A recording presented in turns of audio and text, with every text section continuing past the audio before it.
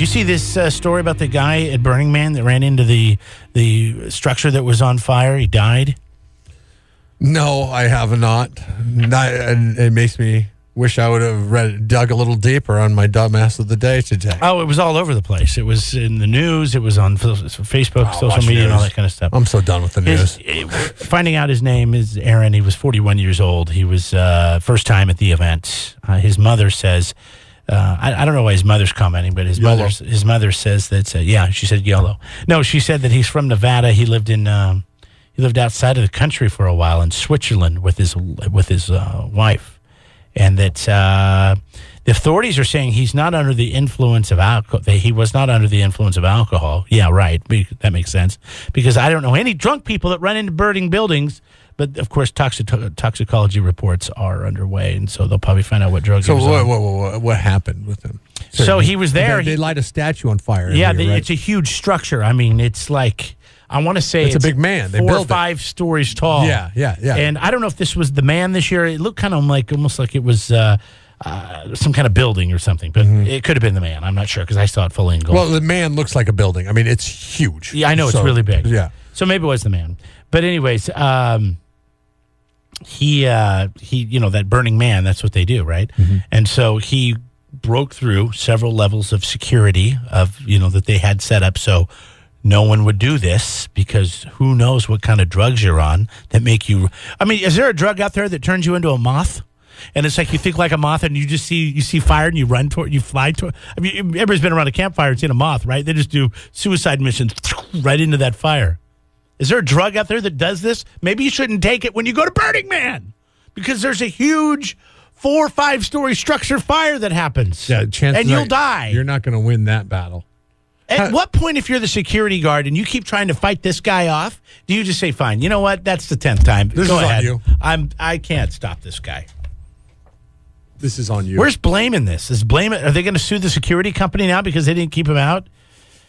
I have no idea. It's such an odd, weird story. But then you read it and you're like, oh, it's Burning Man. Like they're all jacked up. Yeah, anyways. Exactly. When you tell me about it, I'm like, my first gut reaction is like not, oh, that's tragic. It's like, that's Burning Man. You expected something like this to happen, right? Anyways, they tried to save him. They airlifted him out to Sacramento, but it was too late. He got to UC Davis Medical Center, and that's where he died. Oh, man. Yeah, so I saw that over the weekend, and I thought, well, yeah, okay. I'm surprised more stuff like this doesn't happen. My question for you is, did he ruin Burning Man for everybody else moving forward in the future? I don't think so. I think they all just like, man, that was his calling, man. His calling was become a moth and to run into the flames. He couldn't have been the first casualty to come from Burning Man, right? I mean, I'm sure, yeah. I've got to think in the history of Burning Man that other people have died. It's just they have not ran into a burning 5-foot structure. Maybe there was nothing wrong with him. 5-story, I should say, structure. Maybe this is how he wanted to end things. It just seems crazy to think that if you're going to end things, that's the way you would do it. That's a very painful way to go. But that's incredibly selfish if that's the case, because he did ruin it for anybody who saw it. Anybody who saw it, they're like, I don't know, I'm not going to go back to Burning Man ever again. These festivals scare me. This one that we had up here, was it the lightning in the bottle, and the girl died from Santa Barbara? Mm-hmm. And they said that there was drugs in her system. But then there was another report that came out just last week or the week before that said that shouldn't have killed her. There was another doctor that was arguing that that's probably not what killed her. And so they were going to investigate it again and look into it even further. And so I've never been to these types of festivals, but I did go to a Lollapalooza concert once. And it's kind of like that because it was 2 days and you camp out. And whenever they have these camp outs, man, the drugs that are going around. Festivals are tough, man. Festivals are tough. There's drugs everywhere, man. You have to make sure your weed's safe if that's what you're going to smoke, and your smokes are safe, that nobody tainted with your cigarettes. Nothing. Like your booze is safe, that nobody put anything in there. And then you got to just have that all locked up and then hide in your tent. You start wandering around, man. People are after me. If you had kids and they were living under your roof, okay? Say they're 18, 19 years old, 17, 18, 19, but they're living under your roof, so you still have a say in what they do. Would you allow them to go to No. an overnight music festival? No.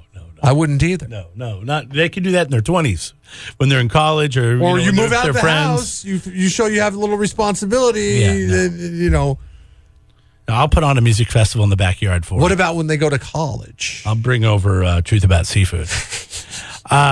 Colleges, they're on their own, man. They can do whatever they want. Because that's what the kids are listening to. Yeah, once your kids move out and they go to college and they're out. We're asking the question now, and this is from dude that decided to run into the flaming structure fire. I shouldn't laugh because somebody lost their life, right? I know. There's somebody's family that's devastated by this, but at the same time, come on. I mean, you go to Burning Man, you don't run into the Burning Man. That's kind of rule number one, I think. Yes. I don't think there's a lot of rules at Burning Man, but I'm pretty sure the only one they would have would be just don't run into that Burning Man when we light him on fire. Other than that, you can do whatever you want. So we're asking you, how old is old enough to let your kid go to an overnight music festival? You said this guy was, 41 years of age? 41, yeah. Mike writes in, he says, overnight music festival, 42 years of age. 41 just isn't kind of good. Something makes you cringe a little bit when your kid comes to you and says, Dad, Mom, I want to go to Coachella. Do they really? No. Do they really? No, you say you're like, I want to go spend the weekend with my friend Amy. Yeah, we're going to stay at her house. And then you go to Coachella. You don't actually tell your parents where you're going, do you? I never was that honest with my parents. Let's see here. We got Kimberly on the line. Hi, Kimberly. Hi. What's your number? How old? How old am I? No, how old would your kid have to be? Oh, I think like 17 I would approve, as long as they're getting good grades and they're like not severe partiers. And of course I would want to, if it would be like Coachella, I would probably want to go get a motel nearby and let them hang out. You know? Okay. I got you. But, I have family that lives in Palm Springs, so Coachella is a pretty big music festival, and it's pretty wild. So that would actually work out pretty good for you, because you would be able to maybe coerce them to stay with family. It's kind of like absolutely. Wading in the shallow end of the swimming pool on that one. We have family all over the place, and I've been a concert goer my whole life. So I've been to 8 Rolling Stones concerts. I went to the MTV Music Video Awards. Oh, okay. So I'm all about going to concerts. I say have a good time. Now, you did mention grades in there. What would the grades have to be in order to let your son or daughter at the age of 17 go stay overnight at Coachella? What would that grade point need to be? Well, I would say, like B average. Okay. So you're not too tight. Just That's be good. doing good in school. Make sure you're graduating. Make sure you're focused. All right. Thank you. If your kid's focused, let them go. All right. Thank you for the call. Appreciate it. Obviously, she's very passionate about live music, and that's great. But there's something different than just going to a concert than going to something for an entire weekend. And where it's not the concert, it's the other people that It would are there. almost be more scary to have your kid be like super straight-laced and be a straight A student, A+ student, A above student their entire life, and then saying, man, you know what? You've been such a good kid. You've been such a good kid. If you'd like to go to Coachella, go to Coachella. Because then they'd be like, woo!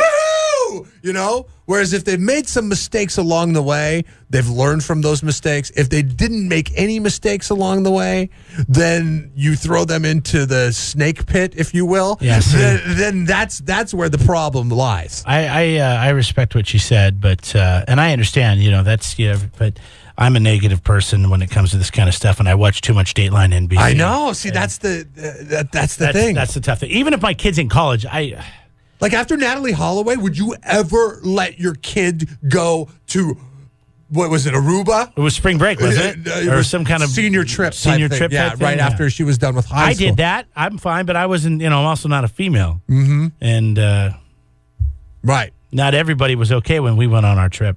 My buddy Nick had to go to the hospital. He drank too much. See? Fell down, cracked his head open. Mexican hospital, Mazatlan.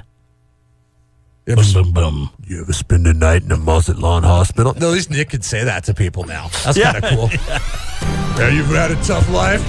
You ever spend a night in a Mazatlan hospital? 93.3 KCOC rocks. Jeff and Jeremy in the morning.